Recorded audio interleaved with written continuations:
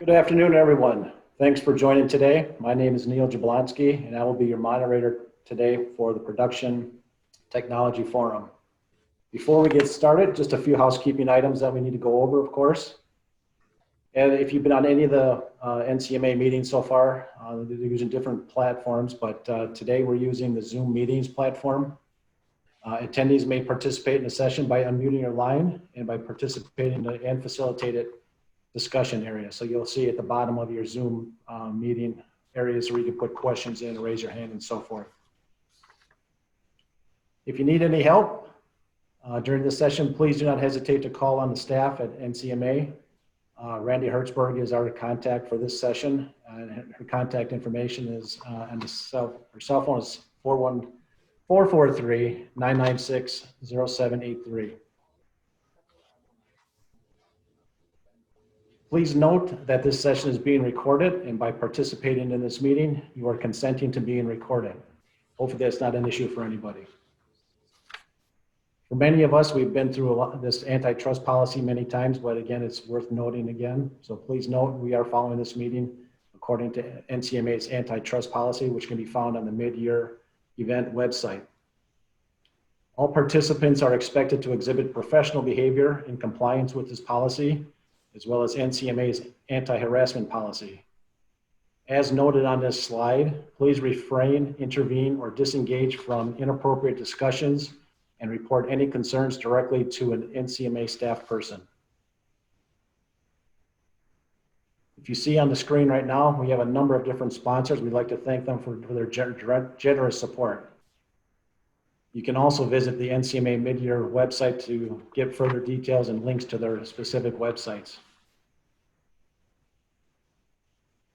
This session today, the topic for the forum will focus on improving operational efficiencies by identifying opportunities to reduce costs and waste in production. Our presenter today is Robert Mccormick, and he is the operations engineer for Solomon Colors. He has over 20 years of experience as an engineering management leader, and he specializes in strategic planning and process improvement. Robert received his Bachelor's of Science in Engineering from United States Naval Academy and served in the Marine Corps as an infantry officer. After nearly 8 years of active duty, Robert returned to school and received a Master's in Engineering from Missouri University of Science and Technology. He then served in various leadership roles in the packaging industry, to include plant engineering, maintenance manager, plant manager, and engineering manager. In 2011, Robert received an MBA from Northwestern University's Kellogg School of Management and has since worked in recycling and auto parts manufacturing. Before I go any further, I'd like to thank Robert for his service to our country, and it's all yours now, Robert. Hey, thank you, Neil. Operations optimization, I think it's important to kind of clarify what it is we're talking about. You know, what is optimization? It's from a business perspective, it's a system employed to either minimize cost or maximize production, each directed at a specific opportunity or problem unique to the enterprise. I want to draw attention to additional criteria that I throw in there, and it's applying the best alternative to achieve the target. And it's important that there is a target. Now, optimization is not mysterious, it's not hard, but sometimes you need to be firm and patient to see the results. One may argue that you can proceed without actually knowing what the path forward is. And I'm going to make that argument here today, and I'll share with you my experience in operations optimization. A number of years ago, I was a plant engineer, and I got promoted ahead of all the production supervisors and was made the plant manager. Now, I didn't know what the assignment entailed. I mean, I was too naive and inexperienced to understand. On a Friday, I'm informed that I'm going to be the plant manager, and on the following Monday, I'm to execute a radical downsizing of the facility. And of course, the HR manager was waiting for me because she knew this was coming, and we spent the weekend figuring out who's staying and who's going. And I didn't know any better. It was actually pretty easy to tell people that they're gone. What I didn't understand was what that meant afterwards. Now we were had been 3-shift operation, and now suddenly we're a 1-shift operation. And in this the business climate, our sales continued to fall. And after a number of weeks, at one point, we didn't even have enough orders to run a 5-day work week. And I made a decision. We were just going to run 4 days, and nobody's going to come in on a Friday. We were just going to be closed. It'd be a 3-day weekend. Well, this went on for a number of weeks. So now what I had was people burning their vacation time because they still needed the 40-hour work week. And in essence, it was not a sustainable condition. I was fearful that I would lose people, taking advantage of the Friday to go who were possibly going to find new work. So in desperation, honestly, it was an act of charity. I said, if anybody who needs 40 hours, come in on Friday and we're going to work, but don't tell me it ain't my job, because I'm going to have you cleaning. We're going to, seriously, I looked at it as I'm just going to make sure the people who need it can get their 40 hours. That continued for a number of weeks, where every Friday we were clean floors, walls, machinery. Everything was clean. I mean, you've never seen a plant this clean. And it got to be like, well, now what to work on? Well, my maintenance crew was also bare bones, and I said, hey, you know what? My lead mechanic, he drug his refrigerator-sized toolbox out on the plant floor, and he said, hey, come with me, talking to the production team. I was like, use my tools, take those bolts off, I'll come back in a little bit and I'll tell you what to do next. And he organized those that were there on maintenance efforts. So we now had the production team doing the maintenance on their machines, and it was simple stuff, but they were doing it. This continued for a number of weeks. One day, the division controller visited the plant, and he was not too happy. But I didn't understand what the frustration was. He wanted to see my production records because he was just sure there was something going on, because he did not believe the financial reporting coming out of my plant. He dug through our records and he found his answer. Here's the thing: is we were running on 1 shift 4 days a week. And based on what his analysis, we should have been back to running 2 shifts. We were profitable running 1 shift, and what he found in the production records was no downtime. And when he pointed this out to me, I was like, yeah, that's probably right. We schedule the orders, they come in on a truck, they hit the dock, the next day it's on the machines being run, and it's in a box and on a truck that same day. No downtime. In fact, our setup times were probably half of what they had been. And what we had discovered was that we can do a lot with a little bit of effort. All right, so my takeaway from this was, when people understand the importance of the situation, they're going to be part of the solution. They'll work hard to be part of that solution. And when we worked to a 4-day work week, we were working those 4 days, and then we kept on working on that 5th day, even though it wasn't production, but we were working nonetheless. And I also came to the conclusion, when the machinery is well maintained, that works for you well too. And a clean plant, a well-organized plant, well, that further supports a good low-cost operation. So anyway, I had left the company. I went to a bigger outfit, but I couldn't share these conclusions with anyone, because who's going to go for the 32-hour work week? So I just kept my mouth quiet. But I went to this multi-billion-dollar international company. Their headquarters is, that's a picture of the headquarters building in Chicago. It was different. It was a big company. I had an engineering role as corporate engineering, and I traveled around and to support the plants. One day I was on eating dinner with my boss and a consultant, and the conversation went like this. My boss to the consultant, which wine do you recommend? And the consultant was, well, it depends on who's paying. And my boss looks around like, no one here, and they both laugh, and I'm just sitting there astounded. Well, 9 months into that gig, everything changed.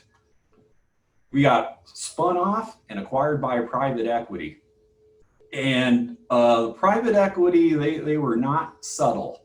You were either on the bus or you were under the bus. Their mantra is, we're going lean and we're taking you with us. All right, so they had a completely different worldview than what I'd been experiencing in the previous 9 months. So it's something about net present value of all future earnings. You know, these private equity owners, they wanted to cut costs, and they wanted to do it yesterday. And they wanted to be lean in the worst way. My boss was let go.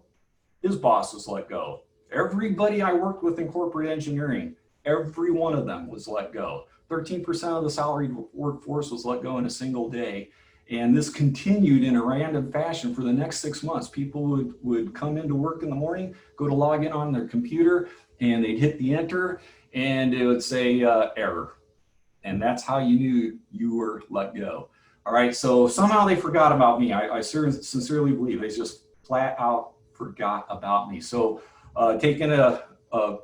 counting my blessings, I got busy and I became a lean champion. I met up with the lean consultants, and I got paired up with them, and I was going to be the most intense lean guy you ever saw. So I was traveling, visiting plants, doing kaizens, learning the Japanese vocabulary, doing it all. 2 years pass. All right, I'm doing lean, and I am, like I said, I am the standard bearer. I believe this stuff, and I'm pushing it really hard. And I learned that story I shared with you when I was plant manager. Well, that was all lean. I just didn't know it. All that business about taking care of the equipment, cleaning the plant, that in essence was lean. But what I was taught while working with the consultants about, lean being, it's this hard to do thing. It requires special training, Japanese vocabulary, got to learn all these words, a zillion different tools that you had to master and to get certified in. And everybody in the organization has to be on board before you can get any kind of benefit. And absolutely, you need a consultant to help you navigate your way. But my experience told me otherwise. None of the problems that we actually solved were a secret. I mean, you just talk to the guys on the floor, and they knew where the pain points were. And in fact, those same individuals had a solution. They knew the problem, and they knew the solution. You didn't need to do these Kaizen events and problem-solving tricks and all of that. All we needed to do was allow these guys to see the problem and fix the problem. That's all we had to do, all right, is give them the authority and us to get out of the way and let them do what they believe needs to get done, all right? So, I'm traveling around visiting plants. I'm spending time in airports, sitting on airplanes. So I read a lot. I read a lot of books, almost a book a week. I came across this one particular book, because I'm studying my discipline, lean manufacturing, and I came across the book by Taiichi Ohno, who is the founder of what we call lean here in North America. Now, Taiichi Ohno, this book is not very, very thick. It's basically an autobiography, and he describes himself. He's a strict authoritarian, but at the same time, he's oddly humble. And in this book, he gives credit to all the people that helped him along, and he takes no credit for anything that he did in terms of the development of what they call the Toyota production system, or what the rest of the world calls lean. But his philosophy was actually very, very simple. It was eliminate waste of every sort. You eliminate the waste, and the rest takes care of itself. And he did this quite subtly. He was firm in in his confidence that this is what we're going to do, But in how it was done, all the lean tools, the problem solving techniques, all these came about by others. This wasn't him. And basically he engaged with the production associates on the floor and encouraged and granted them the authority to implement the solutions. So, this is a book I would recommend to everyone to read. Because it's more philosophy and touches on leadership, and it really is a powerful message. So what did Taiichi Ohno describe? He talks about the waste, and really all you need to glean from what's a waste is it's anything that you can't expect the customer to pay. They call it a non-value added activity. So these non-value added activities are, if you were to do an itemized invoice and send it to the customer and say that, I need you to pay more for this product because I picked up a skid of it and moved it around my building 8 times. They would look at you like you're crazy, right? So would be an obvious example of waste because they aren't going to pay for that. So anything that you're doing that you could not itemize and invoice your customer is probably something you want to reduce. Now you can't eliminate all these wastes, but you certainly can strive to reduce them. All right, so of the 7 wastes, overproduction to Taiichi Ohno, that was the absolute worst. And he describes it as the worst one because the overproduction is what allows the other waste to exist. It's what obscures the other opportunities. So your overproduction is think in terms of you have too much capacity, you bought too much machinery. You have maybe instead of having 5 plants in your system, you could probably get by with 4 plants and not pay the property tax and stuff. You just have too much. And then once you have too much, well, heck, you got to crew it and you got to run it and you got to maintain it, and it just goes on and on and on from there. So overproduction is one of them. Another is inventory, and you can just imagine, just tying up cash and tying up space as a waste or an opportunity to improve upon. Making bad product, another source of waste. The time lost to reworking it and the raw materials, just another opportunity. Talk about motion. This is the motion of your humans, doing extra stuff. It might be just a workstation where you got 2 activities that are 8 feet apart, and then the person has to walk back and forth. And it may not look like a cost from a dollar figure, but it does wear on the individuals. It could be a repetitive stress injury, occupational health type concern. So it's worth going after. Processing is, is there too many steps? This is where you might find your non-value added activity front and center. Are you just doing too much, more than what the customer is willing to pay? Sometimes it's just, it could be you're putting in too much quality. It might be hard to imagine that too much quality is too good a product is a waste, but if the customer is not willing to pay for that extra, you might reconsider it. Waiting, machine is down, the changeovers are too long. It's the thing about waiting. It's it's detrimental to morale. You lose all credibility when you're hot on your team to get stuff done fast, get it done quickly, get it done well, and just quick as we get started, we're waiting, right? So clearly a waste. And then the transport is just moving stuff around. How many times? You'd be amazed if you were to count how many times a skid of product is moved around before it actually goes to the customer. So the transport waste. So the good news here is you don't have to know about all these wastes. You don't have to know any tools around this. Just know that waste is the target. But there is one tool that I want to share with you on how to proceed, and that's the 5S. So in lean manufacturing, there's a zillion tools and acronyms and everything, and go, you know what? This is my experience, is just 5S it. 5S is going through your, whether it's a process or the area of the plant. The first thing is you go through and you sort, meaning separate the stuff you need from the stuff that you don't need. And if you don't need it for that process, get it out. The stuff that you do need, you organize it. And then the third step is you clean and you repeat steps 1 and 2. And you do that in that area again and again and again. You 2S regularly. And then the 4th step, standardizing, is you do the first 3 steps in other areas.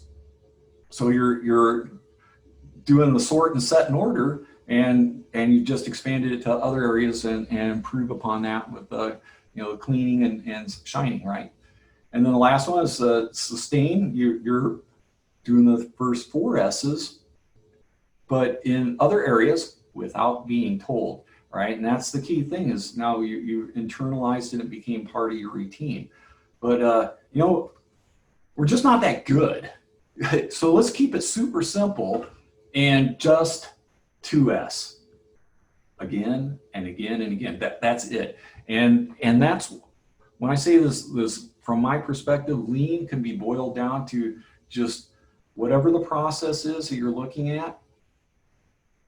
You can clean it up, and you can separate the stuff you want to keep and the stuff that you don't want to keep, and just do that again and again and again. That's all you have to do, really. Don't get bogged down in this in need for data. I opened up with having a goal in mind. You need a goal, set a target, so you can communicate that to the others. That's the most important thing, is to be able to point onto the horizon where you're taking the organization. So you establish that goal, locate opportunities or problems, grant the team success. And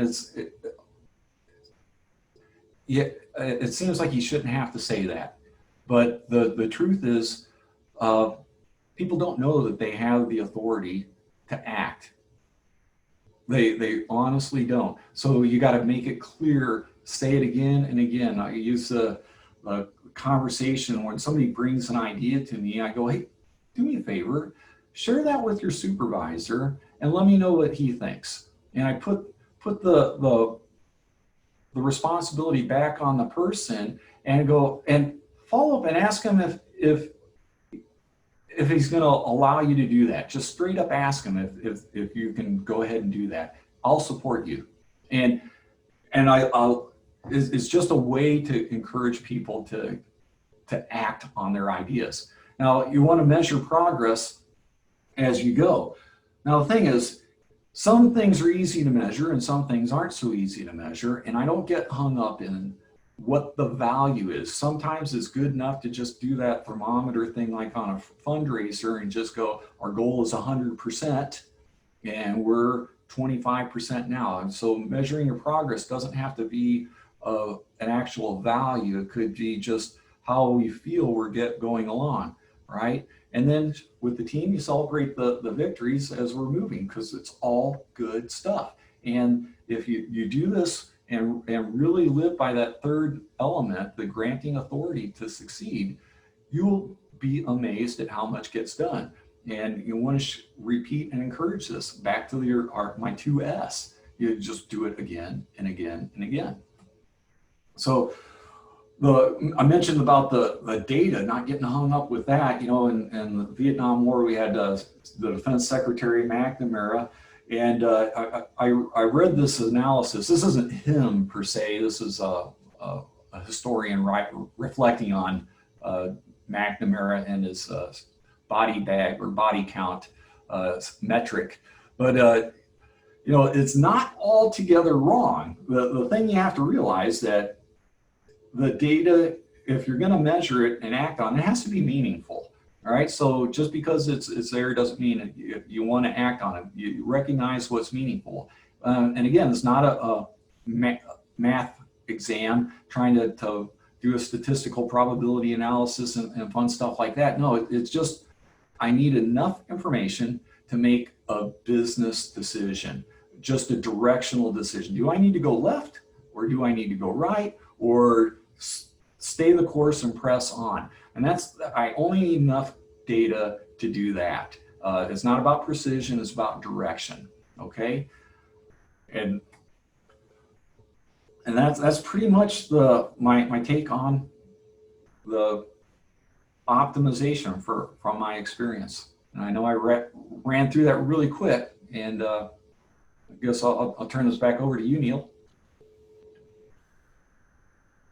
So I had to ask if there's any questions out there. Feel free to raise your hand, type them in the chat box, Q&A box. We're more than happy to answer any questions that you have. Plenty of time to do that. And Neil, your audio is a little off for us. Can you disconnect it and reconnect for us?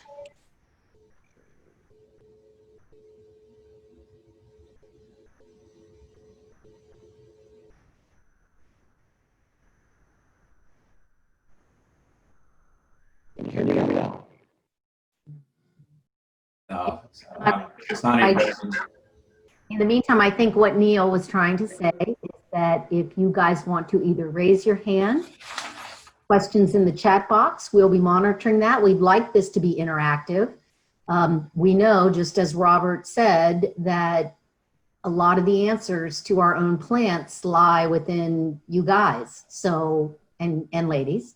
So we'd like to open the discussion a little bit to everybody with comments and questions. All right, I'll go ahead and fill the air with, if there's some dead space, as questions come in. Neil's watching for that. But, just to recap what I shared with you, the problems that you see in their area, waste is out there. It's absolutely out there everywhere. And if you see it, it's not enough for you. There's not enough of you out there to implement solutions. You need to rely on your people out there to see the problems and commit to solving those problems. So your resource is your people, and you keep it simple. You don't. It doesn't have to be complex. 2S. So how's my audio now, Robert? Hey, you're good now, Neil. So I do have a question. So I've been Okay. I've been speaking to many producers across the country, being hunkered down here in the fort, and there's quite a few producers that are very busy, can't keep up, and then others that they have a little bit of capacity right now. Is there a good time to implement a lean manufacturing analysis optimization? Obviously, if you're busy, everybody's going to say I don't have time. If you're slow, they're going to say I don't have money. So when is the time to implement some of these tactics? It's today. Today's the answer. There's no when you're slam full, right? You're painted into a corner. You're looking at overtime, freight, accelerated costs. I mean, there's a whole bunch of things that are coming up, and they're all problems, right? Whether you're slow or full, there is just a different problem that you're confronted with, and I can't make it clear enough. You aren't going to see all the problems till they're already history. The people that are dealing with the problems, they see the problems front and center, and like I said, they almost always know the solution. And they're quick to point out, well, they won't let us fix this. They won't give us the time to do this. They won't give us the resources to address this. And there's always that pronoun they in the answer, but the time is now. It's always now. So the now is you being a leader that's talking to people and encouraging every person in your organization that they have the authority to make an improvement. And so, not everybody acts. but those that do, that's one thing that you don't have to do now.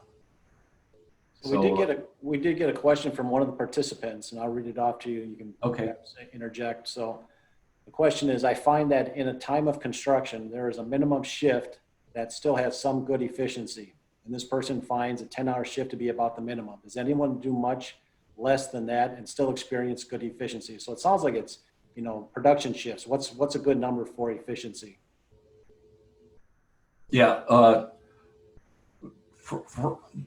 it depends, right? When you have machine starts and stops, there's a cleanup and the startup time where no product is being produced. There's you run into that, and you go beyond 10-hour days. You get you have to throw in an extra breaks. Some hit 12-hour days, and you're throwing in an extra meal period. So there's real considerations around efficiency. I would say that having gotten involved in safety, I was astounded to learn that there's a shockingly high number of injuries occur in the ninth hour of work, meaning it's beyond an 8-hour production day is where more than half of all injuries occur. So that is something to be aware of, that people start to fade towards the end of the day, or it could be it's just they get careless as they're thinking about going home. But it's the ninth hour of work after the 8th hour is already completed. So this is one where it's specific to your operation, I think, in terms of where your optimal efficiency is for a work day. But I would say in many cases that 10 hours is not going to be far from the mark. So we did get another question from the participants, and this question is, please expand a bit on sort. The category sort. It says, in a block or paver production plant, one complaint I hear is there are too many small orders causing delays in setup time. Okay, so in a 5S, the idea is the sort is you want to sort your process, and I'm trying to think off the cuff as I go to make an example of your production scheduling. So, there's very likely an efficient way to batch orders for minimal waste or setup time, those kind of issues. And you get to too small of order, you're going to spend more time doing setups. And that was exactly the company I came from when I was that plant manager role. I bet 50% of our time was setup time, and all our orders were small. Like our production run would be smaller than the setup scrap for the production run. It was that kind of situation. So how to optimize that is a bit of a challenge because you have the orders that they are. So one of the wastes that was out there was inventory waste.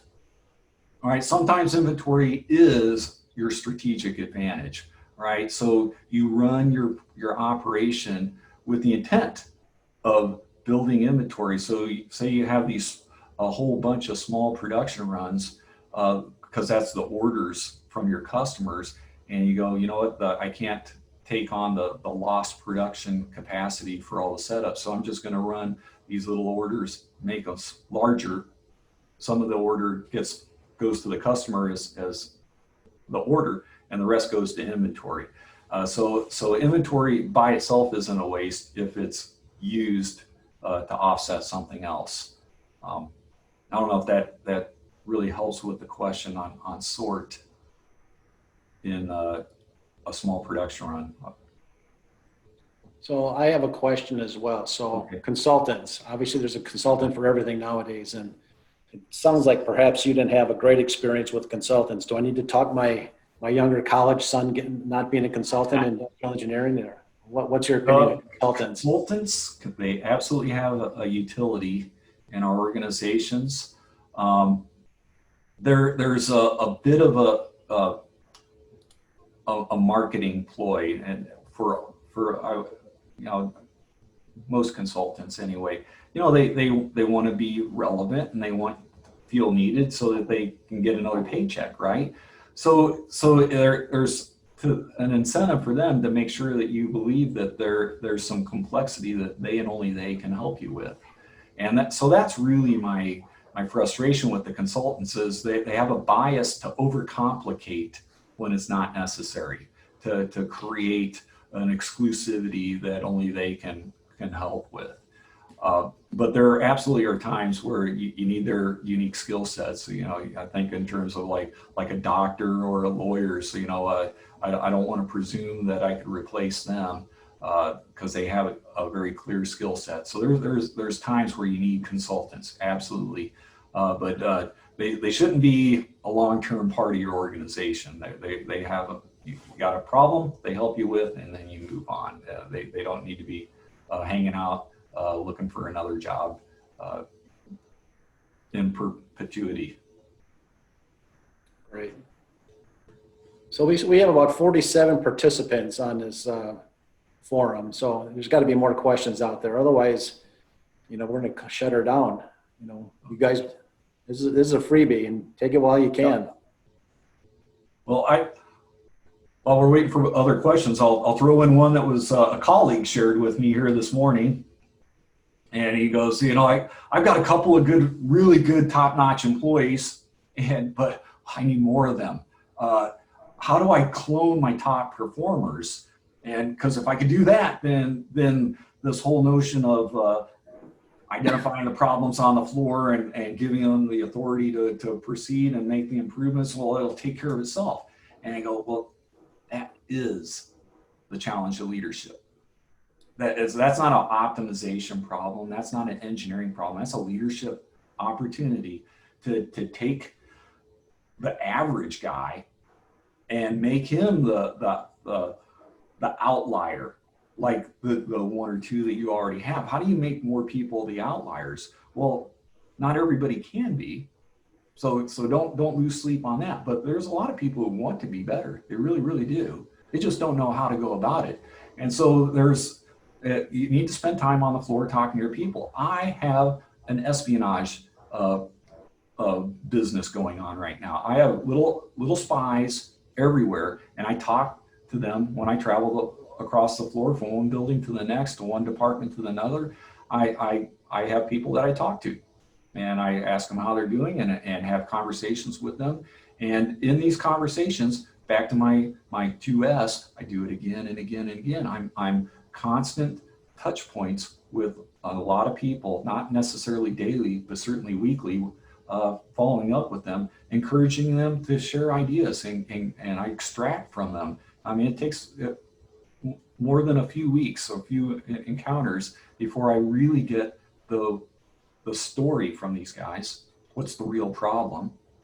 And maybe another couple more weeks before they admit that they already know the answer. And then it's just a matter of encouraging them to go. So my little espionage team out here that they many of them don't even know they're part of my intelligence gathering collection scheme are slowly transitioning to being my guys that implement solutions without even being told, or because they already know they got my approval. You know, if I'm in essence the plant manager here today, and you know, I want them to know that they can share this with their supervisor, but they're already got a green light to go. They just gotta share it with their shift supervisor and go. So, you know, maybe not it's not an easy answer, but it's about leadership, and you really can clone your top-notch performers. There's enough people out there that want to be better. You just got to encourage them. So we did receive a comment and then a question. So I'll read the comment first. Okay. And then go to the question. So what the comment that came in is, reducing setup time can be accomplished with having a well-trained crew to change molds, have all appropriate tools readily available, and kind of act like a pit crew. You can also upgrade equipment to have shorter mold and height change time to reduce setup time and schedule production by order rather than product type. So that makes a lot of sense. We did get another question. It says, coming into a new plant, where would you look first to find common areas that could be improved on to gain respect from those you are trying to win over, and how things can change to be better? Okay, so I'm in it. I'm doing that now. I've only been with Solomon Colors a few months. So the thing is, you want to find a solution or find a problem that's something you can copy and share around amongst other areas. So you'll look for the commonalities. So you solve the puzzle once and do it again and again and again. That helps with the gaining respect or credibility early on. I think it also helps to be a very good listener. I describe my intelligence network. I'm doing a lot of talking right now on this conversation, but normally it's I just ask questions and I let the people I talk to give me answers. I can't stress enough that the solutions are already known out there, and there's people admire people that respect them. It's a two-way street. So if you spend time to listen to somebody, let them air their grievances, and act on their valid concerns, you instantly gain credibility from them. So it's I don't have a quick answer for how to find opportunities. I'd say there's stuff that you can find in reviewing production records. Some stuff pops up at you, excessive downtimes, maintenance issues that are reoccurring, but all that's also known on the floor too. It's not a secret. Sure. Any other questions from the participants? Comments, questions? Feel free to raise your hand or type it into the chat box. It's about 3 o'clock, so we do have a few more minutes left. Neil, earlier we had somebody raise their hand, and I think it was Fred. Fred, did you have a question? We can mute you if you raise your hand again.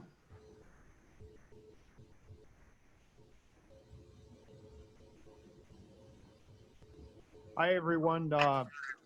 It's Fred Dunn on Southern Material, Columbus, Mississippi. Question for Robert. Robert, will you keep a bearing on hand, or will you be ready to last 24 hours for production? I'm sorry that I keep a bearing on. Yeah, will you keep a bearing on a shelf as a spare part, or are you willing to last 24 hours for production? So the question is spare parts storage or inventory. Are you willing to keep an expensive bearing on hand to sacrifice production if you have to? Absolutely, right. So this is the thing where back to all inventory isn't bad. It has a utility. But some stuff doesn't need to be kept on a shelf. All right. So when I was in Chicago, we had Granger down the street. There was McMaster car. There's a lot of stuff that for a $8 cab ride, I could have in my plant for 30 minutes. Inside, I'm not kidding. In 30 minutes, I could have stuff in my plant. And once I figured out that I had that service available, I was able to let my spares inventory go way down. Now I changed jobs, and then I was engineering manager over a network of plants, and some of our locations in rural areas just simply did not have that. And in fact, a FedEx was the best that you could do for parts. And in those cases, yeah, we had strategic inventories of regular repair consumables, in essence consumables, so those would stay on the shelves. Yeah, you got it's a business decision. Yeah, don't let the idea of all waste has to be eliminated. It's not eliminated, it's managed down to the best level for running your business. You know, you can minimize, look to where it makes sense to minimize.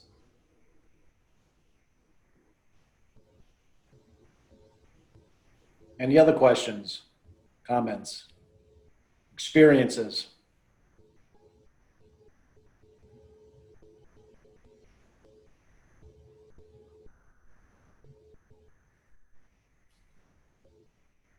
I'm seeing 3 o'clock, Claire. You tell me if you want to continue and keep things open, or should we move on? Move on to another topic or move on to call it a day? Well, I guess we can call it a day. Okay. Nobody has any other questions or comments on this? I know you guys do. You're never quiet when we're all together in the same room.